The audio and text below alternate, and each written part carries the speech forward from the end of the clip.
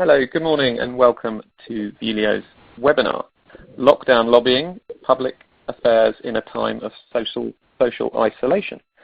I'm Sam Webber, Vuelio's External Relations Manager, and I want to introduce our three panellists.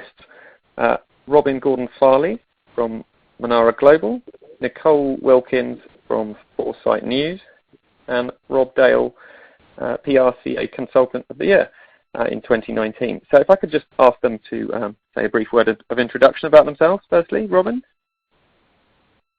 Well, good morning, everyone. And in light we're all locked down, I hope everyone's keeping well and safe during this period. But anyway, a bit about me. So currently, I founded my own strategic communications agency called Manara Global, which is headquartered out of the United Arab Emirates, where I'm currently in 24-hour curfew. So hello. Previously, before that, and this is where it's quite relevant to what we're going to be talking about, my background is sort of 23 years in the UK government, working with ministers in their private office, as well as operational management out in the field, as well as doing media strategy and planning at two government departments, which was the Department for Work and Pensions and the Department of Health, which is obviously in the news.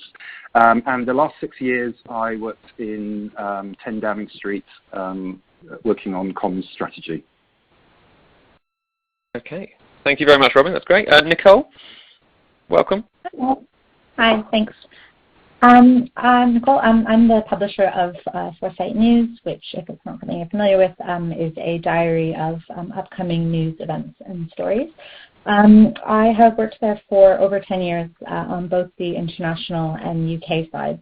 So that's given me quite a good overview of the kind of set of regular events, conferences and things like that that usually shape the news and policy agenda, which has obviously been completely disrupted by the pandemic.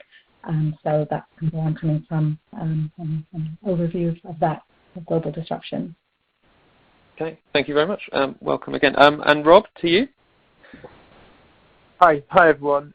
I've been a public affairs consultant for the last 5 years, worked in politics for 10. Up until last Friday, I worked at a brilliant agency based in Westminster called Connect Communications, where I was an associate director.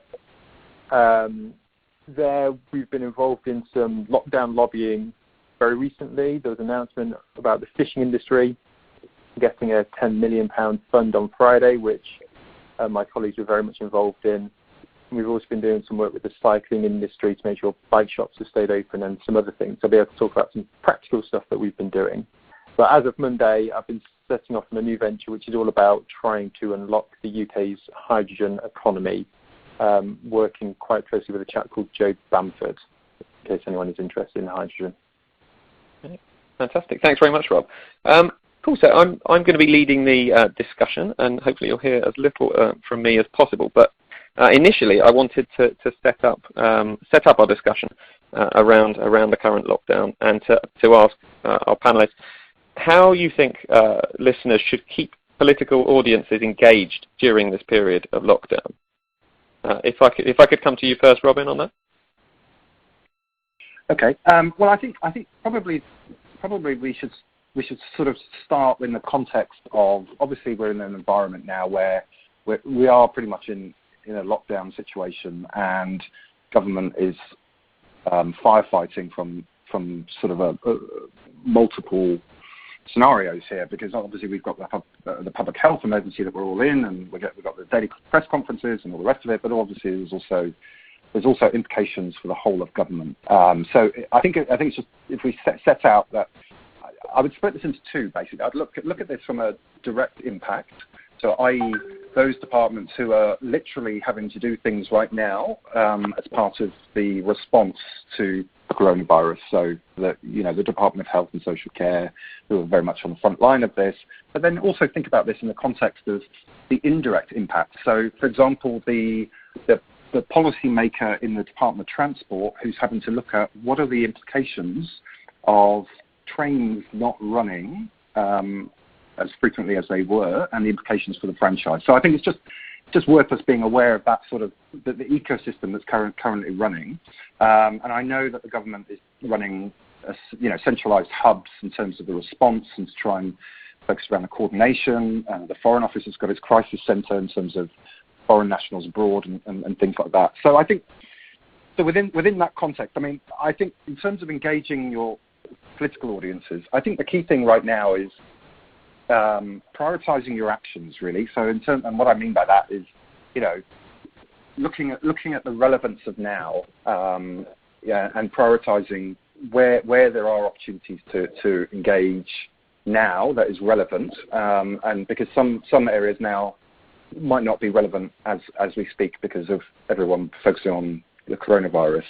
And the other point I would just make as well is just keep communicating. I've seen lots of people who have stopped communicating because we're all in this period of uncertainty. We don't know when this is going to end. And things are so fast moving that things are changing every day. But keep communicating, and that's from your external communications, but also in terms of talking to your stakeholders as well. Okay, fantastic. If I could bring Nicole in there. Nicole, you mentioned your Foresight background. Obviously, if you could talk a little bit about how the political events and conferences sort of schedule has been completely disrupted by this, and what impact that is having for both policymakers and for political stakeholders alike. Yeah, sure. So while the government obviously in many ways is able to set the agenda and does, it also responds to what is going on. So that's from both kind of domestic groups and stakeholders and also on the international stage. So you have some kind of set piece events every year that policy tends to kind of coalesce around. So party conferences are the obvious big one. There's also sort of major conferences that each department has to worry about that are usually a focal point for policy speeches, like kind of the BCC or CBI conferences, or the Police Federation annual conference is a big one for the Home Office. The Foreign Secretary usually has a major foreign policy speech at the Lord Mayor's Easter banquet, which normally would have been kind of around now, obviously not going ahead. And kind of even internationally, Russia was planning a big kind of Victory Day parade in May to mark the end of World War II, or part of the end of World War II.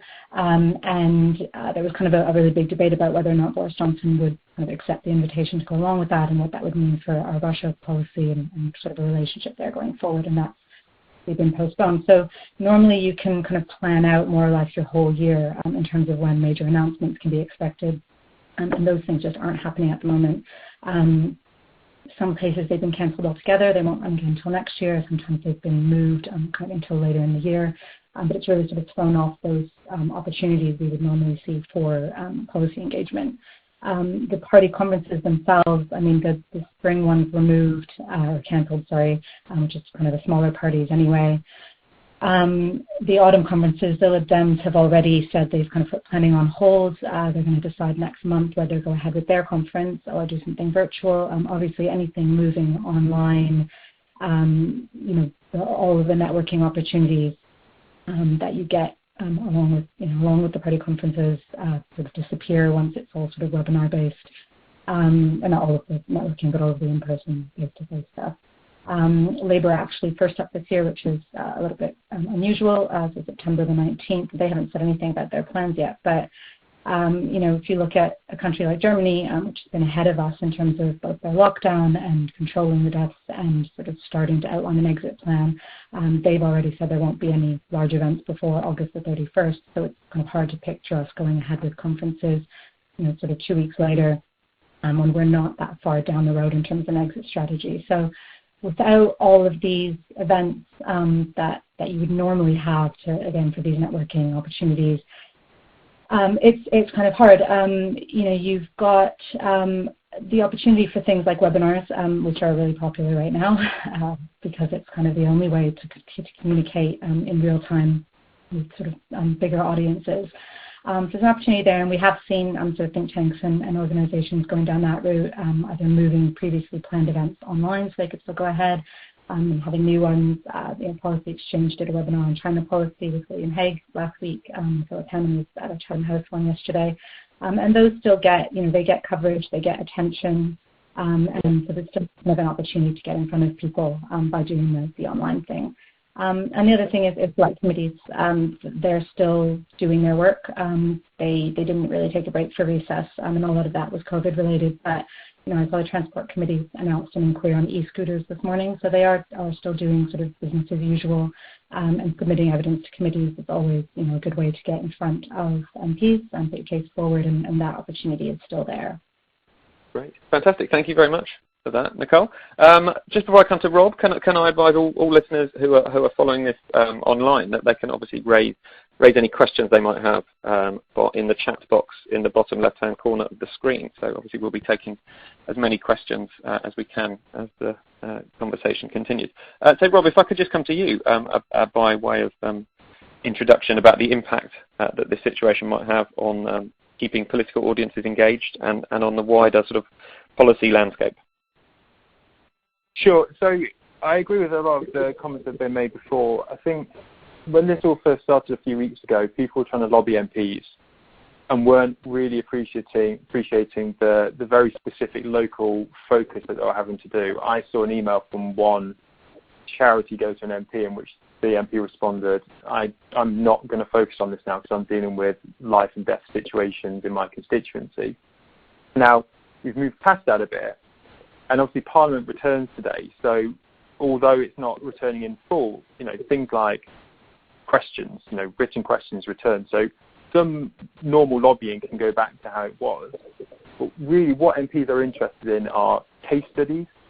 And obviously these are MPs that ideally you've already got some sort of pre-existing relationship with, so you're not going to them cold, but they want case studies of the impact that, either the government support systems, if they might be failing or if they're succeeding, or issues that haven't yet been addressed. Fundamental to that is obviously having data and good understanding of those that you represent or that you're speaking on behalf of. But they're also interested in international comparisons. Is there someone else who's doing it better? So if so, why, and what can we do to do something similar to that? So I think they're some of the key things to be going to MPs with, or your political stakeholders with. And then within that, being creative. So we, or at Connect, we used to run quite a few APPGs. Now, APPG meetings can't happen at the minute, but as other panelists have already said, virtual meetings can still happen.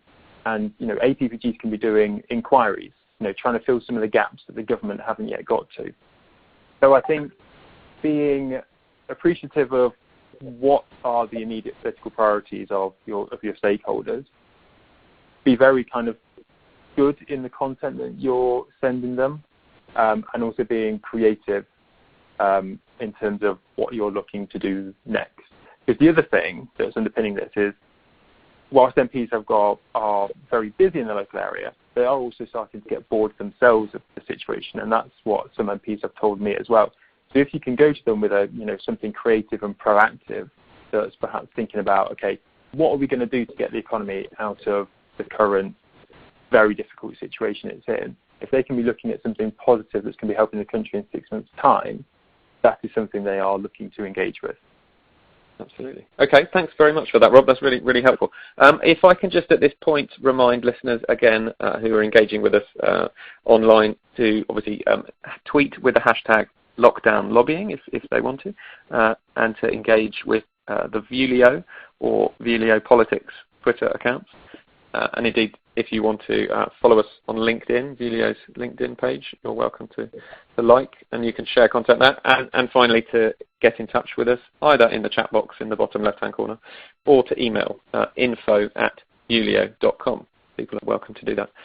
Okay, if I can pick up with implications for organisational strategy for businesses, but who might be listening in, with this in mind.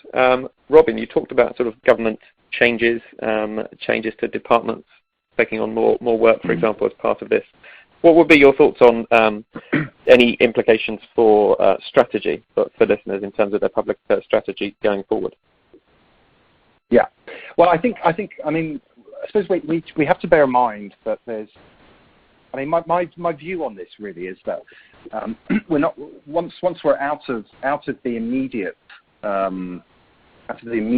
situation in terms of lockdown, things like that, I don't believe we're going back to normal. So what we're actually going to see is the forging of a new normal, and I think it's been hugely interesting to see.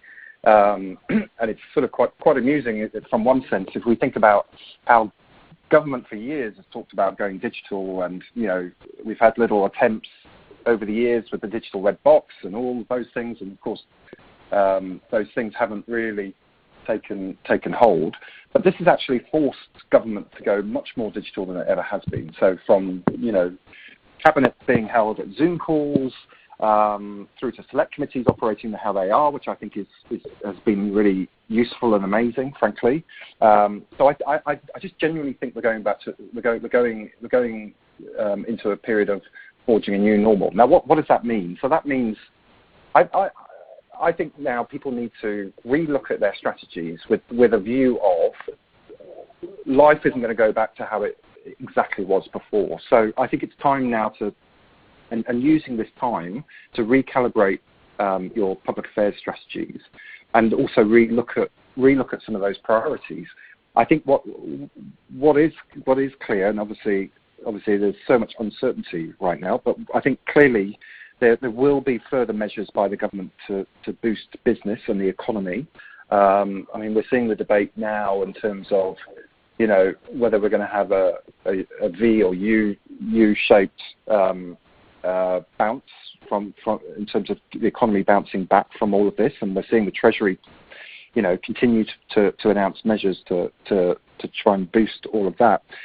And of course, this is all going to have quite a big impact in terms of policy making. So I would also consider things like some of the policies that have been announced. Will they still continue to be implemented post this period? Bear in mind the government's been splashing a lot of cash, and ultimately this isn't free cash, and ultimately decisions will have to be made at the Treasury and across every single government department through a review of what changes to their financial envelope might be made as part of this, and that we could also be looking at some kind of austerity measures or such like. So I think use this time now to really recalibrate that strategy, and also then review and refine all your messaging that you're using in terms of how you're reaching out to people and the messaging that you use across all your communication channels and such like, and to be much more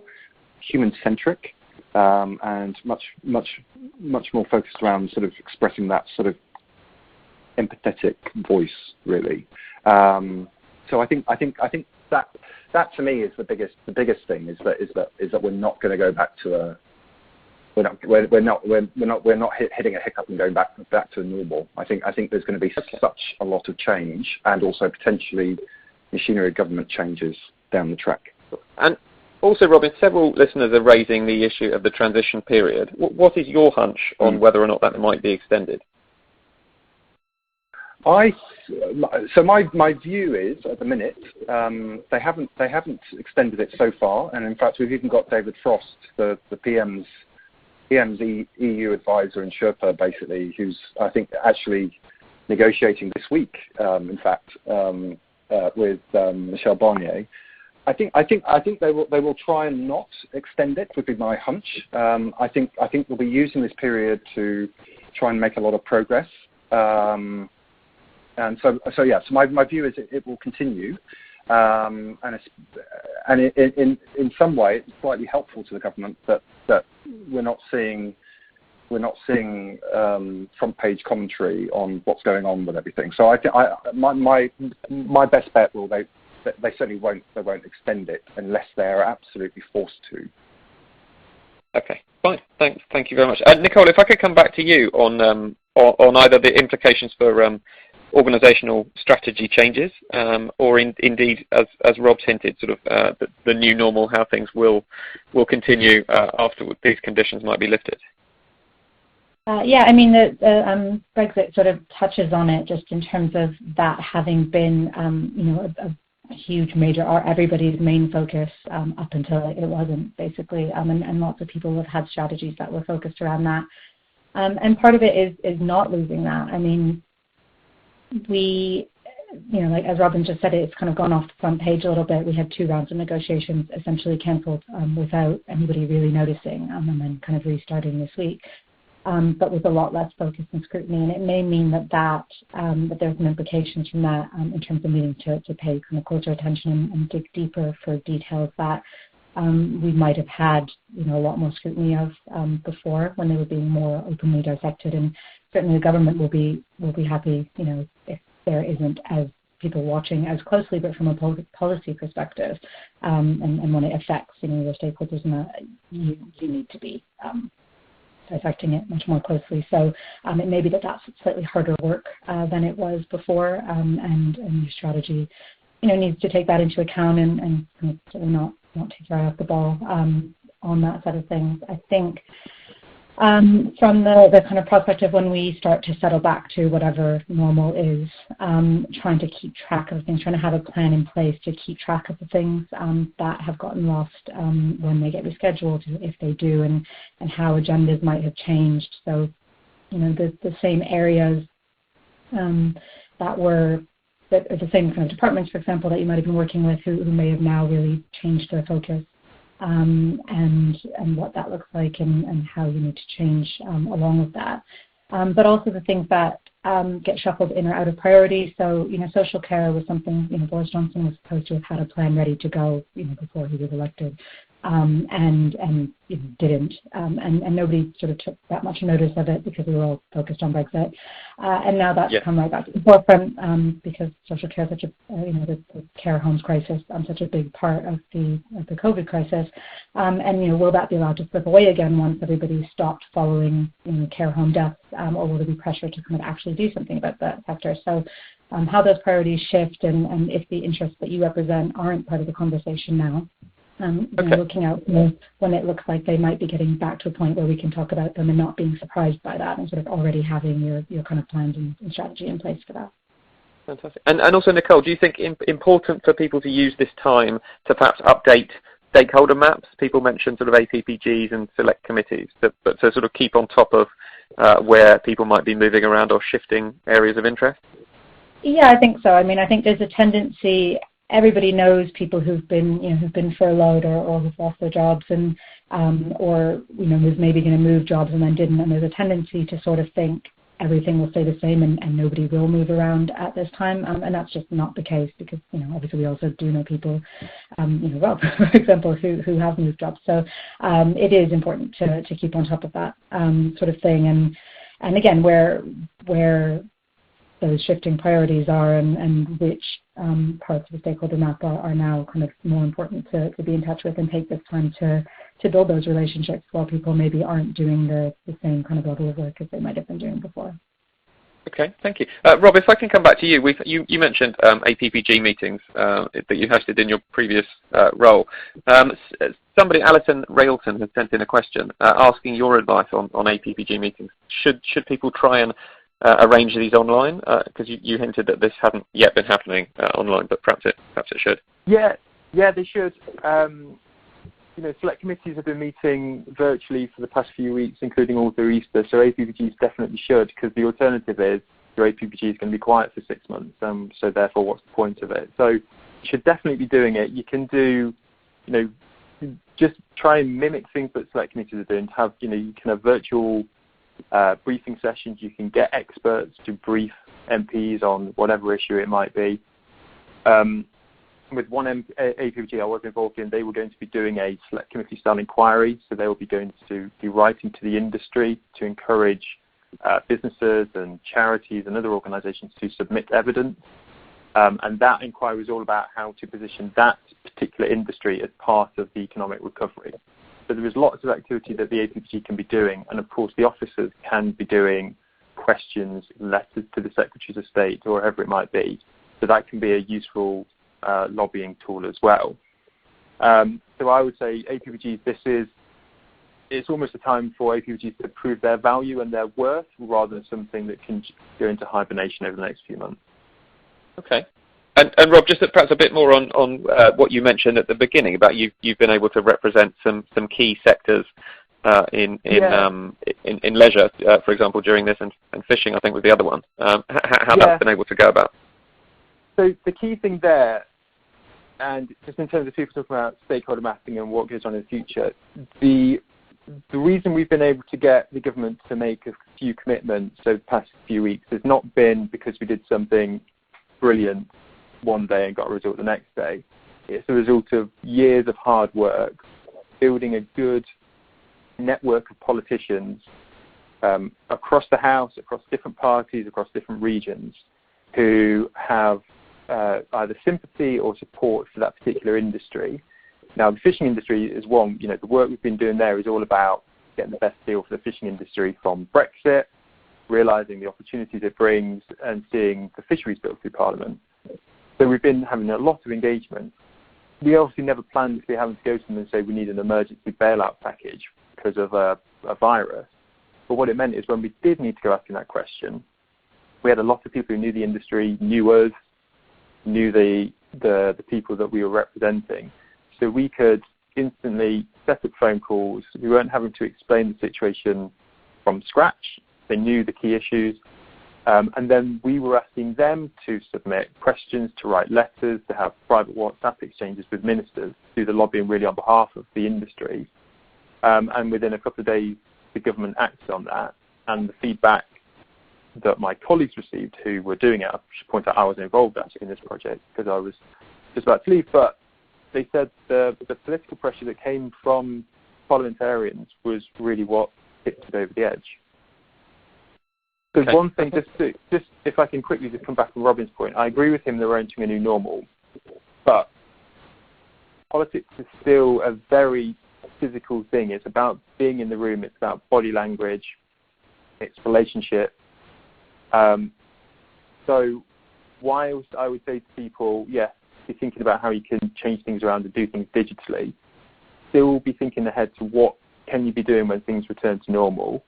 I would be booking rooms, but booking rooms maybe for 2 or 3 dates rather than one, and obviously booking things where you're either not able to part with money now or you can get a full refund of. But I would still think that there is a very physical element to politics which is never going to go away, and that's one of the reasons why up until now, we've, despite all the logical reasons why voting should take place digitally rather than 20 minutes through a lobby, MPs have resisted it because it's a physical opportunity for them to engage with other MPs and also lobby ministers.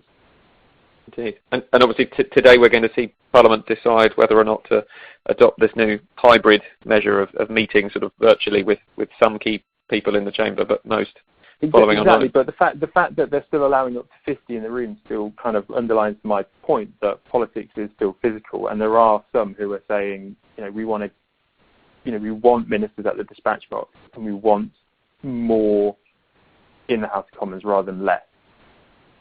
Yes. Okay. Robin, if I could come back to you, following on from Rob's point about those sort of key sector bailouts, if you like. We've obviously seen a package for general workers in terms of the furlough scheme. We've seen more support for the self-employed, and then we've seen yesterday support for sort of startups and high growth organisations. Do you think we'll see more of these sort of key deals as key sectors come under prolonged pressure? Yes, I suppose. I mean, yes, absolutely. I think there will be, but I think this is all going to depend on how long this is all going to go on for. The discussions that we're going on in government right now there will be natural tensions going on, but in terms of people being very focused on the impact this is having on the economy day by day, and so there will be a natural tension about continuing a lockdown versus starting a phased approach, I would imagine, in terms of trying to get the economy back moving, basically. So I think it's one of those that the longer this goes on for, then there will need to be more and more things that need to be done in order to safeguard people's jobs, safeguard sectors, safeguard the economy, and try and ensure that the economy bounces back from this in a sort of the most strongest possible way it can do. So okay. I think that's probably what we're looking at. Yeah. Okay. Fantastic. Interesting. Nicole, I've got this could be for any speakers, but Nicole, I'll come to you on this. We've had a question from Izzy Stark that's come in on on charity, specifically with an international focus. And she asked how those sort of charities can sensitively raise those issues of sort of global vulnerability when, understandably, parliamentarians and the civil service are focused on local matters in the UK. Yeah, I mean, I think it's really difficult. I think we see during times when economic downturn and that kind of thing, it's really hard to get people to have the same level of sort of empathy for global issues when you can point to so many people who are struggling at home. I think probably targeting, in terms of both your political engagement, MPs, and your media engagement, to kind of target your actions at people who you know are interested in that and willing to raise it. The more you can make that kind of conversation seem universal, so that it's not just something your particular charity is always talking about, but something that it seems like the media is talking about generally, and it seems like you've got MPs talking about as well, can help to make it something that lands a little bit better. I mean, I don't think it's a matter of seeming insensitive when we're talking about kind of the global vulnerable people. It doesn't really come off that way, but I do think it's honestly just a really difficult area to try to get people to pay attention to. And again, we're talking about so much money being spent domestically.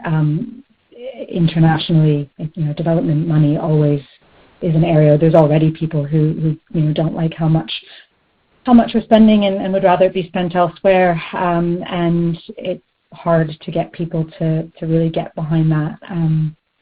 And I think, like I said, I think just targeting as well as possible and trying to make it a universal message around kind of everybody suffering and the problems that we're having exacerbated by being in a conflict zone or in an already kind of impoverished place is maybe the best way to go about it. Okay, fantastic. Right, we're going to extend for a few more minutes and conclude at 11:40 for listeners and my guests alike, if I could just say that. And obviously keep submitting questions and we'll answer these as best we can after the recording if we don't get to them now. I just wanted to pick up, if anyone wants to come back on this really, the implications. We've talked a lot about the additional spending that the government's having to commit to. What do we think will be the impact this will have on timing and scope of the next spending review? And that's coming from Paul Hamlin. Or indeed we Shall I jump in here? Yeah, of course. Yeah. Shall I jump in? It's Robin. So I think I mean, it was interesting watching the Chancellor in the last few days. You can see the stresses and tensions that are going through him. Although he's quite a good operator, but you can see the challenges that are going on, and certainly in terms of financial journalists are trying to sort of get him to start rewriting budget, what might be in future budgets and things like that. I think the implications. I mean, I think that again, it depends how long this all goes on for, and how much more cash needs to be splashed and things like that. And I think there's actually an issue around implementation of some of these things as well, about making sure that you're implementing the measures in the way that they need to happen and the way they've been designed to happen, but in a more sort of speedy and timely way. But the implications, I mean, I could easily see an emergency budget happening post this, depending on how long things go on for. They're going to have to make some really, really difficult and big decisions, and that's why I sort of think there isn't a going back to normal post this in terms of some of the policy implications of this, because I think there will have to be some really big fundamental decisions. And I know the Chancellor was getting asked the other day about the pension lock and things like that, and I think they're going to have to relook at a lot of the spending to see where they can potentially save money and reprioritise into boosting the economy. And I think that's where there'll be a lot of more measures or refocusing in terms of getting the economy turbocharged again post this. That's where the real imperative will be. Okay, thanks, Robin. So yeah, clear implications there for the spending review and possible emergency budgets could well happen. Just a couple of final points before we wrap up. Someone has submitted, are there any tips for public affairs agencies during this time? I don't know if that's one you want to come in on, Rob? Yeah, keep talking to your clients. Talk to them as much as you can. Don't annoy them, but be present, be helpful, help them deal with the here and now, but also make sure that they're thinking towards what should they be doing in 6 months' time to be helping their members or whatever it is, be steering themselves out of this. I'd also say for agencies that obviously I think probably a lot of people's focus would be on retaining clients, and some clients will be looking to close down some contracts or lower fees, which obviously presents big problems for agencies. But for those that are quite forward-thinking and innovative and proactive with how they go about doing it, there are also opportunities out there for new business as well. But be looking very smartly in terms of where you're prioritising that activity in terms of areas that either need immediate assistance or those areas that are seeking to place themselves as being able to play a big part of the recovery and answering some of those questions that Robin was just posing. Okay, thank you very much. A final one perhaps for Nicole. Someone's asked what is the best way of keeping track of what select committees are calling for in terms of evidence. That might be one best for you, briefly. Yeah, I mean, there are some tools out there that track these kinds of things. The political monitoring tools, we do that as well, just in terms of tracking the deadlines. Obviously, if there are particular areas that you work in, then you can, it's easier to keep an eye on a couple of committees. They've just recently redone their web pages. It's quite clear, I think, in terms of what they're doing and where they're asking for evidence and when they're holding sessions and all that kind of thing. So yeah, I think it's just make use of the tools that you've got for that. Relying on trying to remember to check web pages as easy as they can be to look at. Sometimes falls by the wayside when you've got other things to be doing. So. Okay, fantastic. And a final one, I might just ask Robin to conclude on this one. Someone has asked whether now is a good time for organisations to be publishing reports and research, whether now's a good time for them to be engaging with government departments or not. Well, look, that's what I would say probably is, in terms of publishing reports, I suppose it depends what your driver, what your motivation is. If you want to get media attention, then depending on sort of what big nuggets you've got in your reports, then obviously you need to be aware from a media perspective that front pages and a lot of news is being focused on the virus. However, saying that, there's certainly an interest in non-coronavirus stories. It's just that they're not going to be as prominent as they could have been. In terms of with government, I suppose I can't stress enough just how this whole coronavirus is having an impact on government, the direct and indirect. I mean, it means that for every policy manager, they're having to literally relook at every policy through the lens of the coronavirus for the direct and indirect impacts. And like the example I used about in terms of rail franchises, what does this mean in terms of the rail franchise and things like that? There'll certainly be some people who will already be starting to look at the sort of spending potential commitments. I mean, it all sort of depends again what's happening in terms of what signals the Treasury are sending out, and then of course it's the post period where there will be a lot of select committee action looking at the government's handling of coronavirus post this period. So I suppose I would look at it from a motivation factor, and you might decide right now it's about sending out a shortened version of your research report or your report to stakeholders and to engage more that way, or to use digital. But I suppose it really depends on what your motivation will be. Okay, fine. Thank you very much, Robin. Sorry, Nicole. Yeah, of course. If I can just jump in on that quickly. Definitely, if your research relates to particularly assessing the kind of government policies, the brand new stuff, because it's just being announced very quickly, and there is not a lot of time for people to get to grips with what it means. Resolution Foundation is one that I've noticed has done a ton of analysis on the various government policies and got a lot of coverage and a lot of attention from them. And obviously, the more attention that you can get now, the kind of more engagement you can probably look at down the road, and when it comes to the formulating or scrutinizing policy. So if you, kind of as Robin said, but if you've got the really relevant stuff now, the less relevant, if it's non-coronavirus, you'll still get coverage. It's just likely to be, halfway through the paper rather than front page. Okay, fantastic. Right, I think on that note, noting we've overrun, and thank you so much for all of our questions that have come in from listeners. I want to thank our three brilliant panelists, Robin Gordon-Farleigh, Nicole Wilkins, and Rob Dale. And I want to, as I say, thank everyone for listening. We will follow up on email with a recording for everyone, and indeed for questions we haven't had time to get to. Thank you very much to all of the Vuelio team for helping set this up, to Jake, Rebecca, and Kirsty, and thank you to everyone for listening. Thank you very much.